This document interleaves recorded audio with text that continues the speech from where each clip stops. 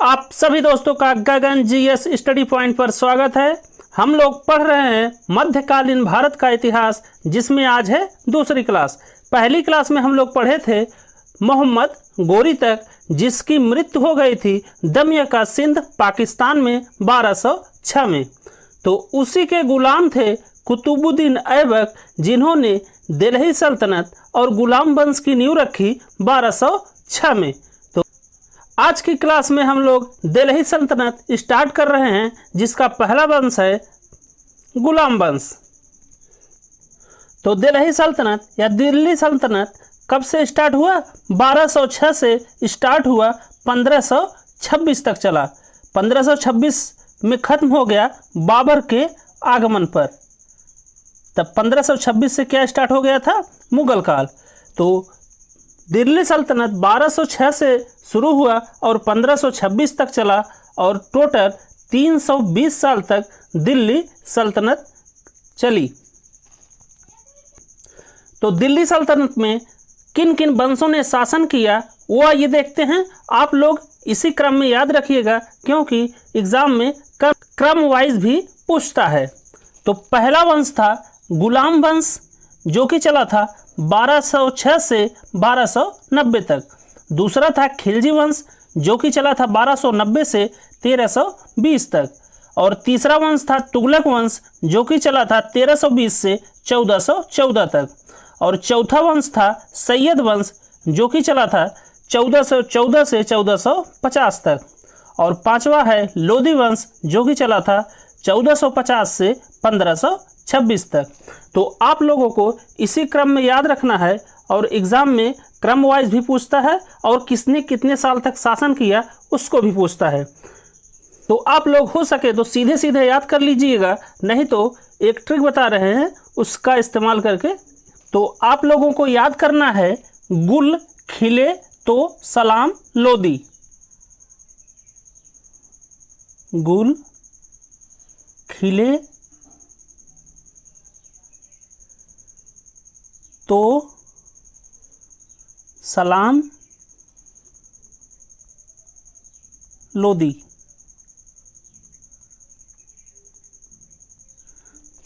इसको आप कम से कम 10 बार तेजी से दोहराइएगा तो याद हो जाएगा। गुल खिले तो सलाम लोदी, गुल खिले तो सलाम लोदी।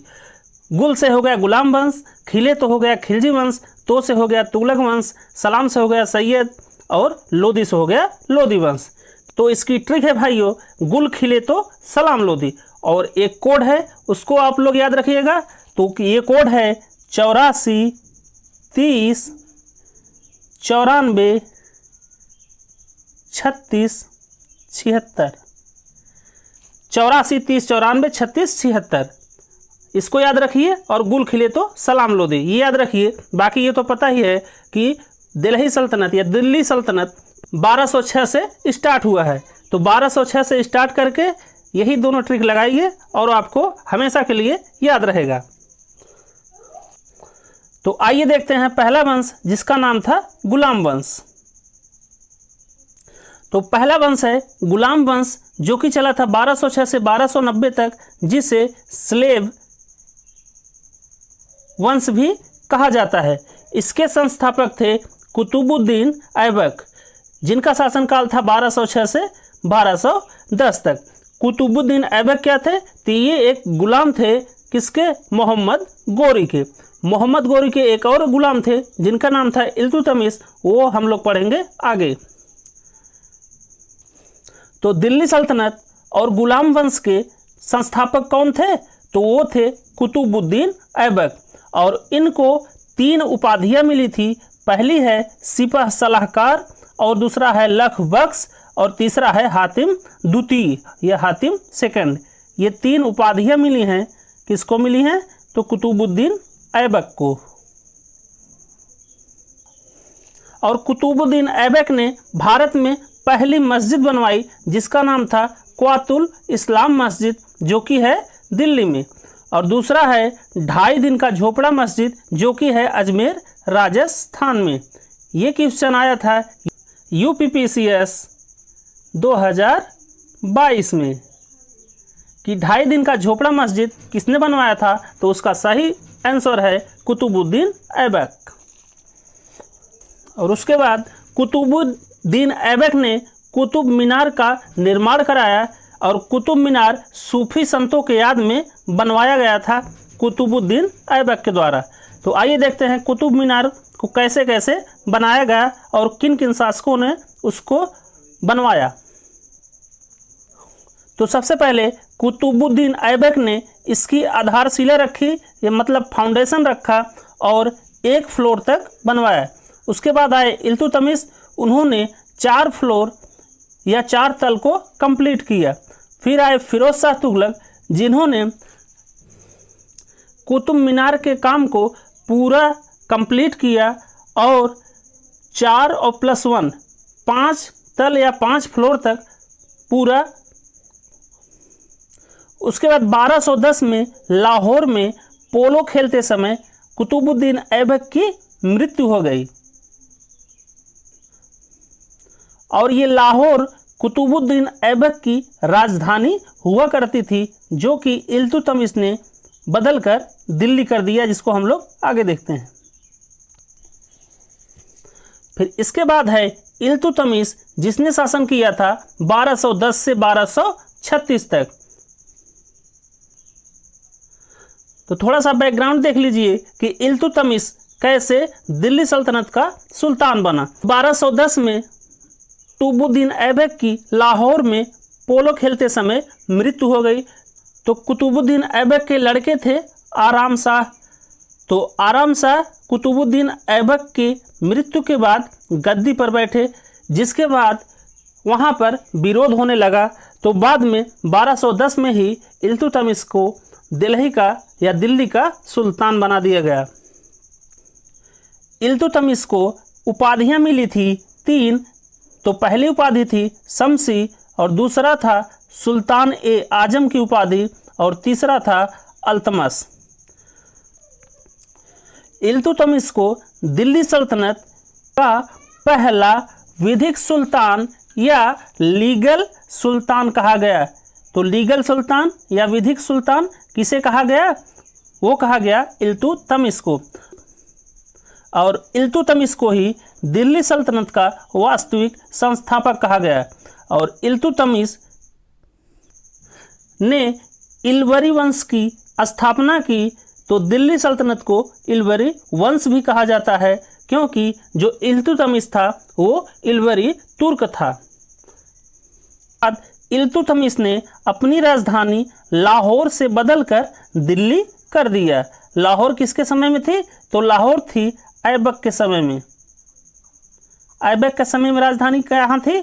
लाहौर थी, जिसको इल्तुतमिश ने बदलकर दिल्ली कर दिया। उसके बाद इल्तुतमिश ने इक्ता सिस्टम या इक्ता प्रणाली का इजाद किया। इक्ता सिस्टम या इक्ता प्रणाली का इजाद किया। इक्ता सिस्टम या इक्ता प्रणाली में क्या होता था कि लोगों से भू राजस्व वसूल किया जाता था और जितना भी भू राजस्व वसूल किया जाता था उसको जो पूरे दरबार में अधिकारी होते थे उनमें बराबर बांट दिया जाता था। तो ये हो गया इक्ता सिस्टम। उसके बाद इल्तुतमिश के समय में ही चंगेज खान का आगमन हुआ 1221 में। इल्तुतमिश ने 2 सिक्के या कॉइन चलाए, जिसका पहले का नाम था टंका, जो कि था चांदी का, और दूसरे का नाम था जीतल, जो कि था तांबा का। तो ये दोनों बहुत इंपॉर्टेंट है, याद रखिएगा कि इल्तुतमिश द्वारा चलाए गए सिक्कों का नाम क्या था। तो पहला जो चांदी का था उसे टंका कहा जाता था और दूसरा जो तांबा का था उसे जीतल कहा जाता था। इल्तुतमिश को बगदाद के खलीफा से सम्मान पत्र मिला 1229 में। और ग्वालियर विजय के बाद इल्तुतमिश ने रजिया सुल्तान, जो कि उसकी पुत्री थी, उसे अपना उत्तराधिकारी बना दिया। तो ग्वालियर का युद्ध हुआ था 1233 में, जहां पर इल्तुतमिश ने मंगल देव को हरा दिया था। ग्वालियर का युद्ध हुआ था 1233 में, जहां इल्तुतमिश ने मंगल देव को हरा दिया था और ग्वालियर की विजय के बाद इल्तुतमिश ने अपनी बड़ी पुत्री रजिया सुल्तान को अपना सक्सेसर या उत्तराधिकारी नियुक्त कर दिया। तो रजिया सुल्तान के बारे में यह है कि यह पहली महिला शासिका बनी जिसके शासन की अवधि थी 3 साल 6 महीना और 6 दिन, और रजिया सुल्तान की कैथल हरियाणा में मृत्यु हो गई। रजिया सुल्तान के बारे में एक बात यह प्रचलित है इतिहासकारों द्वारा कि रजिया सुल्तान बहुत ही बहादुर महिला थी जो कि बिना पर्दे के दरबार में आती थी और उसको चलाती थी। उसके बाद में यह बलबन जिनका शासनकाल था 1266 से 1287 तक। बलबन क्या थे? तो ये थे इल्तुतमिश के गुलाम। तो बलबन इल्तुतमिश के गुलाम थे और इल्तुतमिश और कुतुबुद्दीन ऐबक ये दो लोग किसके गुलाम थे? तो ये लोग गुलाम थे मोहम्मद गोरे के। तो बलबन के बारे में देखिए, सबसे पहला काम बलबन ने किया, दल चलीसा को खत्म कर दिया। और दल चलीसा को लाया कौन था? दल चलीसा को लाए थे इल्तुतमिश। इल्तुतमिश दल चलीसा को लाए थे। और दल चलीसा में क्या होता था, जो 40 सबसे निष्ठावान गुलाम होते थे, जो 40 सबसे निष्ठावान गुलाम होते थे, उन्हीं का एक संगठन होता था जिसे कहा जाता था दल चलीसा। तो 40 जो निष्ठावान गुलाम होते थे उन्हीं का एक संगठन होता था जिसे कहा जाता था दल चलीसा। तो इसको लाया था इल्तुतमिश ने और ख़त्म कर दिया बलबन ने। उसके बाद बलबन ने सजदा और पैबोज स्टार्ट किया। सजदा और पैबोज मतलब पैर को चूमना, पैर को चूमना। तो पैर को चूमने की परंपरा किसने शुरुआत की? तो बलबन ने। किस रूप में? सजदा और पैबोज के रूप में। उसके बाद तीसरा है बलबन नवरोज को मनाता था त्योहार के रूप में। और नवरोज के बारे में यह है कि ये नए साल के रूप में मनाया जाता है। कहाँ पर? इराक में। बलबन ने लौह और रक्त योजना या ब्लड एंड आयरन पॉलिसी की शुरुआत की। ये क्या है? लौह और रक्त पॉलिसी या ब्लड और आयरन पॉलिसी। ये होती है शत्रुओं के लिए कि शत्रुओं पर कोई भी दया नहीं करनी है और उन पर बहुत क्रूरता से प्रहार करके ख़त्म करना है। इस पॉलिसी को नाम दिया गया लौह और रक्त पॉलिसी, जिसे किसने स्टार्ट किया था? जिसे बलबन ने स्टार्ट किया था। ये बहुत इंपॉर्टेंट है।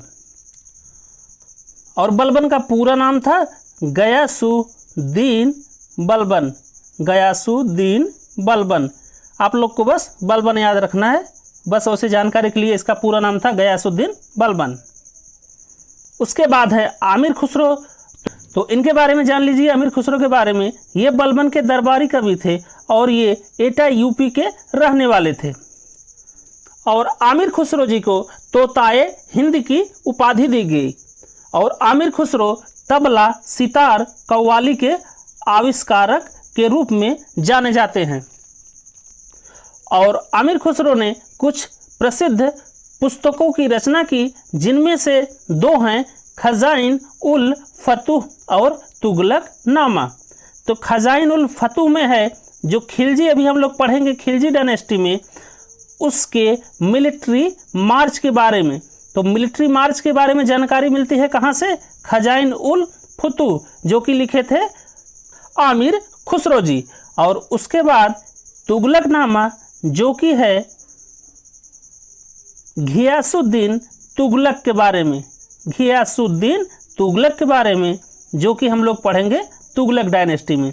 तो आमिर खुसरो जी 2 किताबों की रचना की। पहला है खजाइन उल फतूह, दूसरा है तुगलक नामा।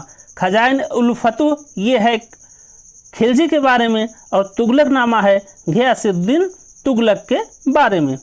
और इनका लास्ट शासक था गुलाम वंश का दिल्ली सल्तनत में, जिसका नाम था मोहम्मद कैकाबाद।